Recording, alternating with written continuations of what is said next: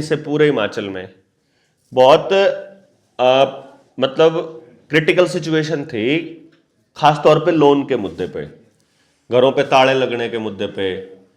और यहाँ खासतौर पे अर्की तहसील में ये दाड़ला घाट है। हाँ जी, यहाँ पर सीमेंट फैक्ट्री है, जहाँ जिसकी वजह से शाला घाट के आसपास है ना, सही दाड़ला घाट, हाँ 12 किलोमीटर दूर, 12 किलोमीटर है यहाँ से जहाँ हम हैं सरियाज में।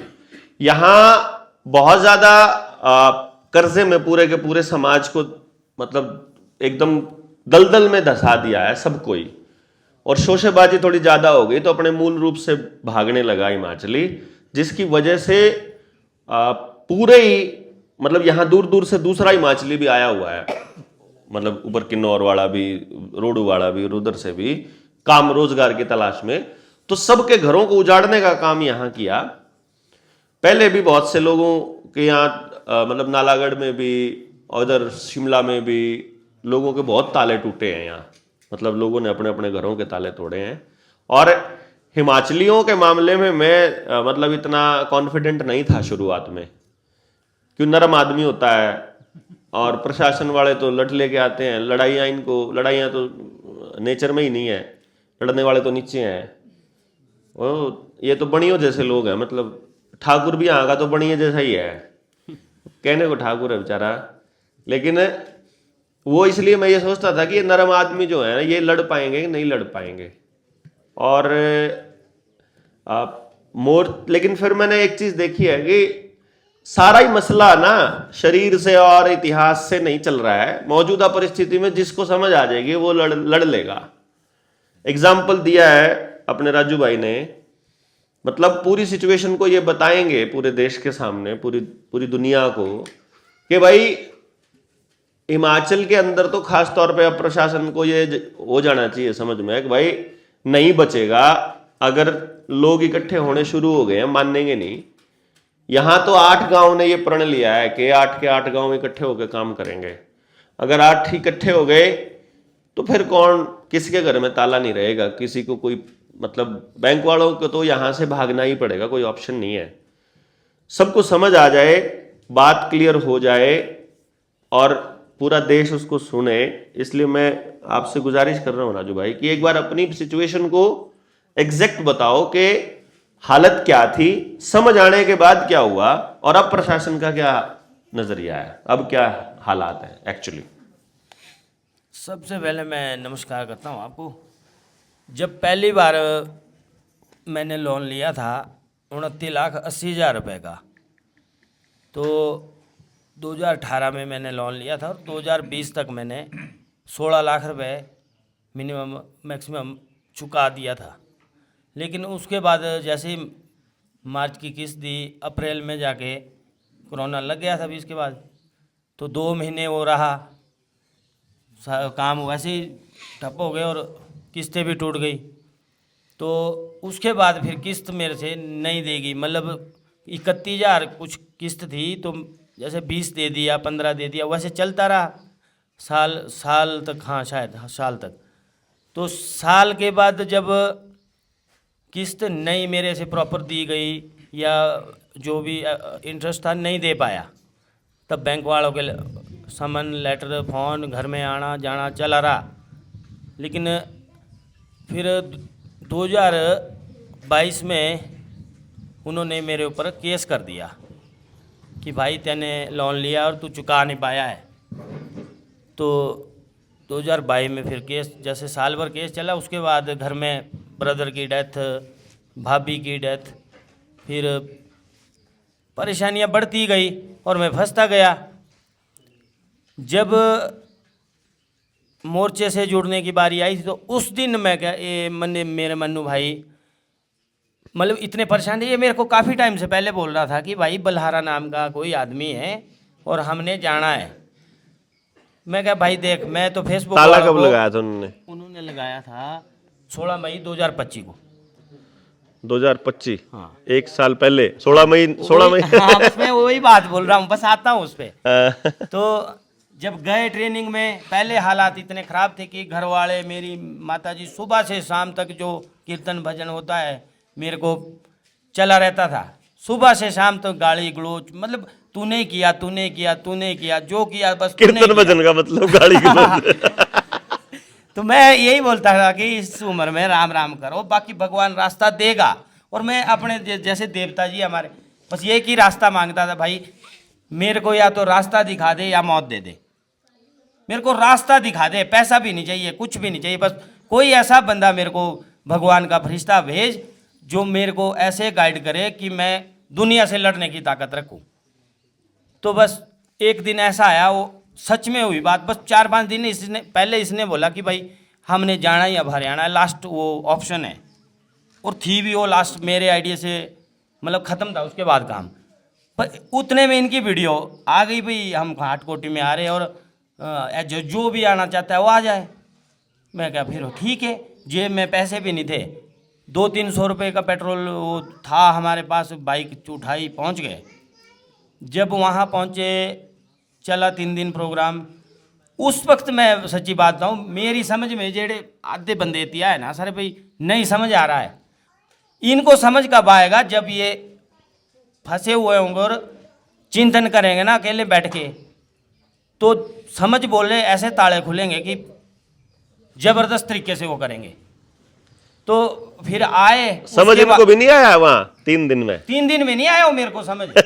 मैं क्या पता नहीं क्या बोल गए, पर जब हुआ ना, मतलब आगे बढ़ने लगे, मैं क्या ऐसा बोला था भाई आवेदन भरना, फलाना करना, ये मैं क्या आवेदन ही भर देते, क्या पता कोई जादू ही हो जाए।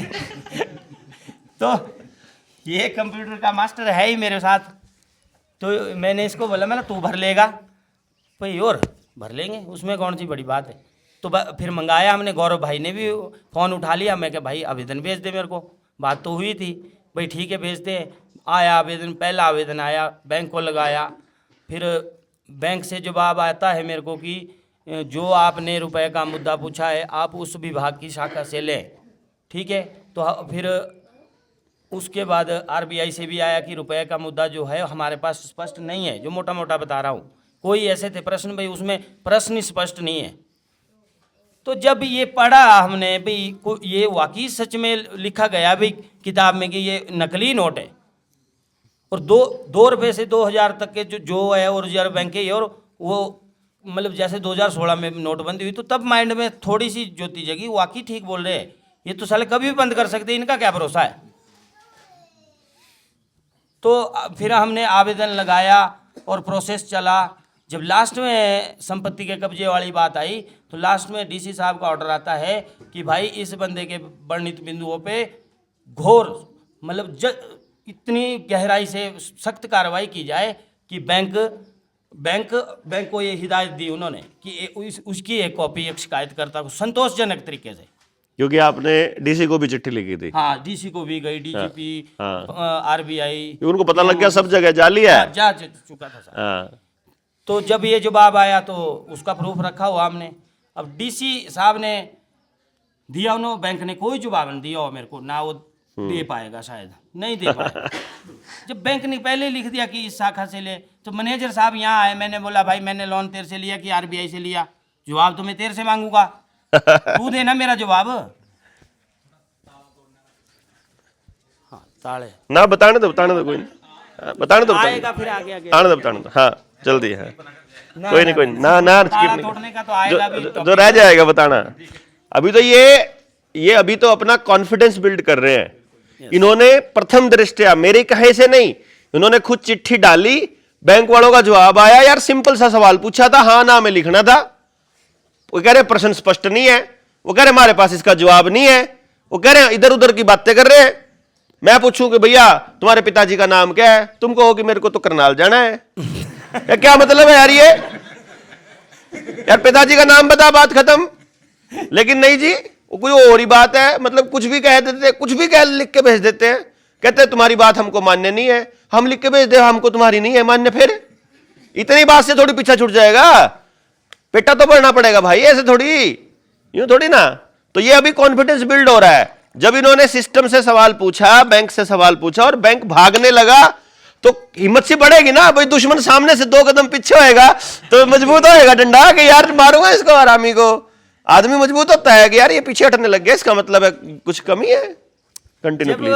हार्ड कोटी में मैंने बात की थी अमित भाई हमारे जेएसएम से ही, तो इस बंदे ने ना मेरे को पहली बार ही बोल दिया कि भाई मैं तेरे साथ हूँ, चाहे कुछ भी हो जाए, कोई तेरा गांव का है ना है। मैं क्या रिश्तेदार गांव मेरे को कोई नहीं मानता आज की डेट में।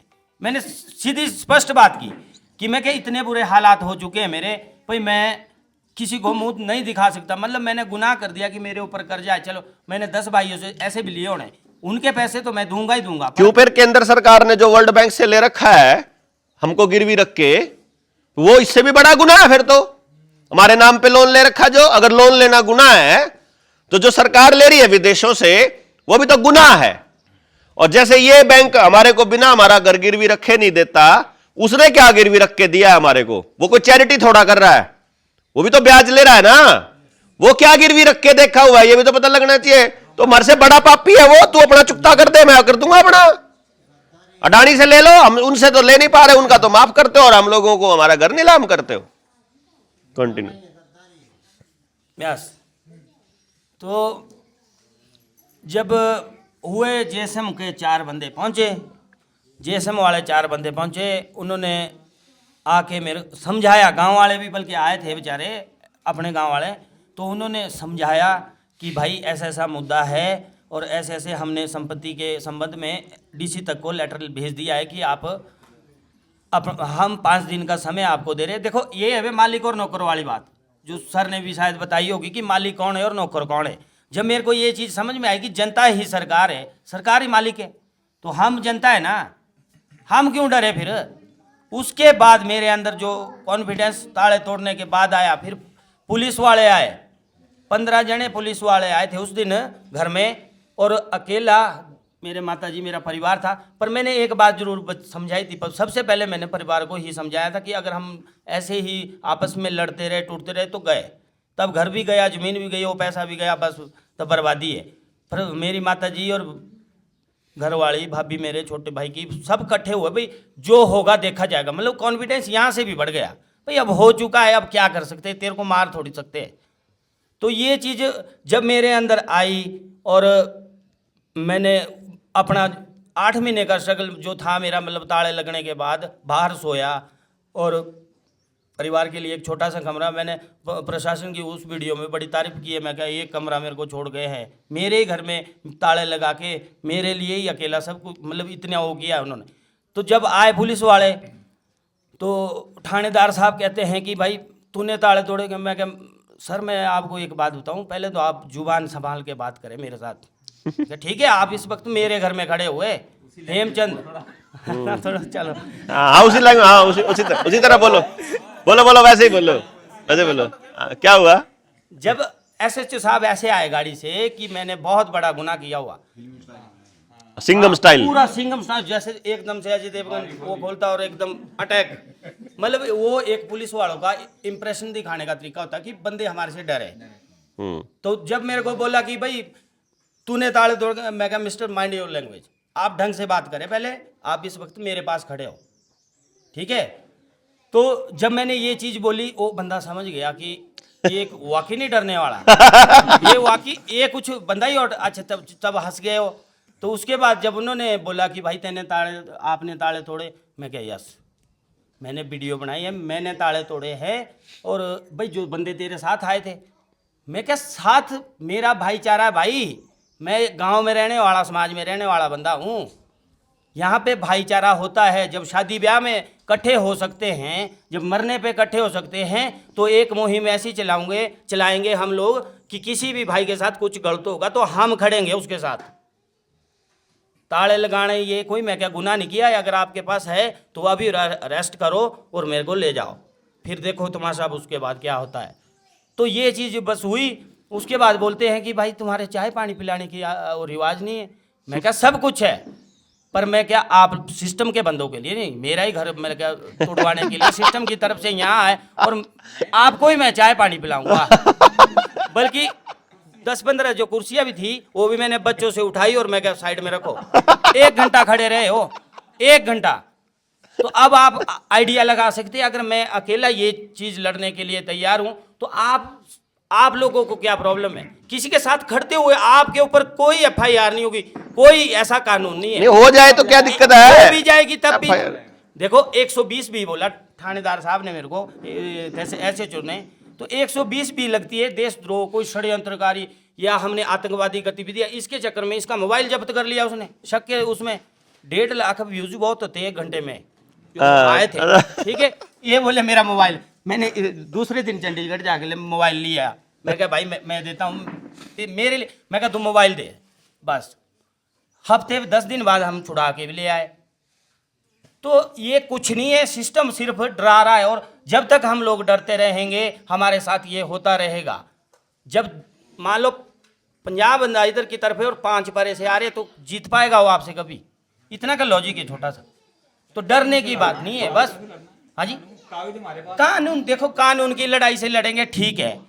अब वो मेरे साथ कोई और खेलेंगे गुंडागर्दी, वो अलग बात है। हाँ तो बस अगर भाईचारा सच में हमारा साथ में है तो मेरे को क्या डरने की जरूरत है। मैं भी तो आप ही का बच्चा हूँ, ठीक है गलतियां हुई होगी, मैं आपसे माफी मांगता हूँ। कभी मैंने बोल दिया हो, आपने बोल दिया, उसके लिए हम माफी मांगता हूँ, यही कर सकता हूँ मैं आपके लिए।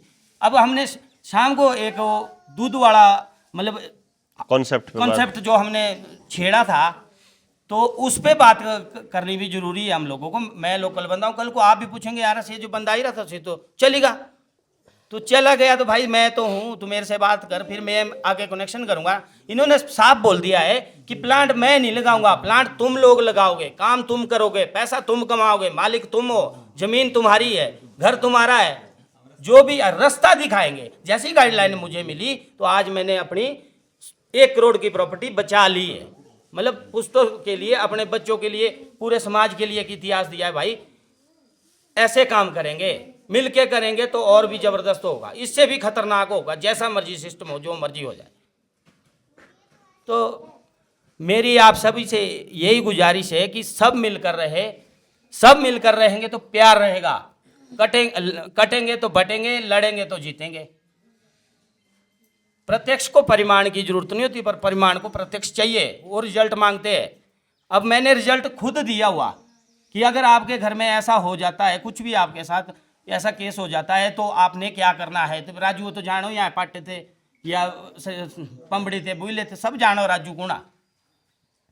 तो ऐसे ही मैसेज आगे आगे जाता है, सब जुड़ेंगे आस्ता आस्ता। तो सब समझ में जब आ जाएगा आपका, और चिंतन करेंगे कि क्या बातें हुई, कैसे हुई, कैसे इसने लड़ाई लड़ी। या देखो मैंने जिस दिन मेरे घर में ताले लगे थे ना, मैं इस वक्त 2 बजे मतलब अपने खेत में चला, मतलब ऐसा लग रहा था कि मर जाऊं। रोने तक की आदत वो बन गई थी कि मैंने यहाँ ही हाथ जोड़े, मैं कहा किसी को तो भेज, किसी परमात्मा अपने फरिश्तों को भेज। तो देख लो साल के अंदर 6 महीने पहले क्या कंडीशन थी, 6 महीने बाद हम आज कहाँ हैं, और आज राजा की तरह सो रहा हूँ अपने घर में। मतलब एक मेरे लिए फील होता है कि मैंने, ठीक है जो कर्जे है माड़े मोटे भाईचारे में वो भी निपटाएंगे, ऐसा नहीं है भाई रखना है किसी का, 1 भी रुपया नहीं रखूंगा, ऑन वीडियो बोल रहा हूँ। बैंक वालों से जो लड़ाई है, हम बैंक वालों के पैसों के लिए भी 30 लाख का जो भारतीय रुपए में बना था वो था 238 रुपये 270 रुपये 38 पैसे। अब ये चीज़ समझाने के लिए तो रुपए का मुद्दा छेड़ना पड़ेगा, बहुत लंबा कंसेप्ट हो, फिर तो मैं भी शाम तक नहीं उठा। तो उसमें छोटी सी बात बता देता हूँ, ये इतने ट्रेनर हो ले, छोटी सी बात बताता हूँ। अभी यहाँ कुछ कोई चेक वाले, कोई बैंक वाले थे, तो उनके लिए एक छोटा सा मैसेज है कि जब आपका ऋण भरने का फॉर्म आएगा तो चेक तो देंगे, लगाएंगे ही आप, वो आपने चेक बैंक में लगाना है, बैंक आपका चेक रिटर्न करेगा ही करेगा, वो एक्सेप्ट नहीं करेगा। और अपनी मोहर लगा के उन्होंने मेरे को खुद पंगा ले लिया। उन्होंने कि भाई मैं तो शो करूंगा कि मैंने पेड कर दिया है। भाई क्या कैसे कर दिया, 270 रुपये में कैसे होगा भैया? जो रुपए का मुद्दा था उसका मेरे को सही में जवाब नहीं मिला है, तो जो मेरा जवाब था वो बिल्कुल एक्चुअल है और सही है। जैसे 30 लाख का लोन है ना, उसके 270 रुपये 38 पैसे बनते हैं, उतने रुपए का चेक काट के इन्होंने बैंक को दे दिया और कह दिया कि तुमने जो दिया था उसकी जो वैल्यू है और जो मैं कमा के तुमको दे रहा हूं इसकी जो वैल्यू है, ये वैल्यू बराबर है, और मेरे 270 रुपये 38 पैसे में तुम्हारा कर्जा पूरा चुकता होता है। अगर नहीं होता है तो किस नियम के तहत नहीं होता है, होता है किस नियम से, ये मैंने लिखा है आवेदन में। मैं इस नियम से कह रहा हूं कि ये होता है। तुम बताओ किस नियम से ये नहीं होता है और पैसे ले लो। ठीक है ना भाई, हम कानून दे रहे हैं, कौन से नियम से, मैं कौन से कानून से बात कर रहा हूं, मैं लिख के दे रहा हूं। तुम कह रहे हो कि यह चीज सही नहीं है, तो तुम लिख कर दे दो कौन से कानून से सही नहीं है। ये जो कानून मैं बता रहा हूं, ये अगर खत्म हो गया है तो बताओ, ये खत्म हो गया तो फिर मैं अगली लाइन लेके आऊंगा, फिर मैंने उसका अगला पता है, वो जो लिख के देगा उससे अगली लाइन हमको मालूम है। तो बात ही खत्म, उनके पास जवाब नहीं। अब वो बेचारे, अब ये समझ में नहीं आ रहा उनको कि वो 270 रुपए में वो कर्जा पूरा पटा मानने या ना मानने। माने तो फंसे, ना माने तो फंसे। लिख के देंगे नहीं। 10 रुपए का नोट पूरा गांव लग के अगर बैंक में जाके उसका और लगा दो कि हमें 10 रुपया चाहिए, तो हम बैंक के ऊपर फिर मुकदमा करेंगे, चेक बाउंस का 138 का मुकदमा फिर हम बैंक पे करेंगे। भाई तुमने जो चेक दिया था हमको 10 रुपए का नोट, उसके बदले तुमने 10 रुपया नहीं दिया, तो तुम्हारा चेक जो है वो बाउंस है, तुम्हारा चेक जो है वो गलत है, तुमने फ्रॉड किया हमारे साथ। उनके पास 120 भी हम लगाएंगे फिर कि ये देशद्रोह है भाई, ये गद्दारी है देश के साथ, ये पाप है देश के लोगों के साथ, ये cruelty and crime against humanity है। ये छोटी बात नहीं है। इसीलिए इतने स्ट्रांगली हम खड़े होकर कहते हैं कि नहीं भाई, ठगे गई है देश की जनता और अब मुक्त करना है सारा देश, और ऐसी व्यवस्था बनानी है कि सिर्फ ये कर्जा नहीं पटेगा, हमारी अगली पीढ़ियों में एक भी व्यक्ति जो है कर्जदार नहीं रहेगा। बस आ गई? अच्छा, वो खाना होना पैक किया है वो। पैक होगा, पैक करके ले जाओ। हाँ बस ठीक है, जिन्हें बस में जाना है निकल जियो।